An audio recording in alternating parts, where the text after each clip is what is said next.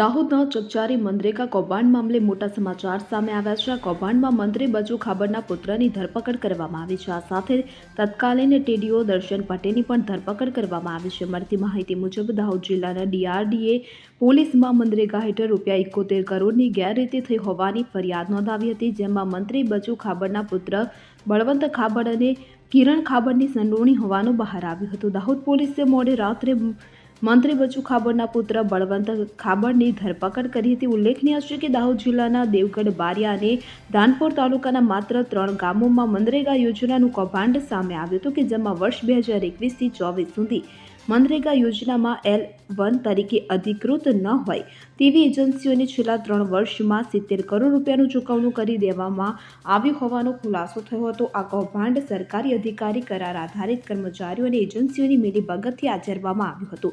કૌભાંડી એજન્સીઓ સાથે મંત્રીના પુત્રોના તાર જોડાયેલા છે અને આ મામલે જિલ્લા ગ્રામ વિકાસ એજન્સીના નિયામક BM પટેલે ફરિયાદ નોંધાવી, કે જે બાદ પોલીસે તપાસ શરૂ કરી.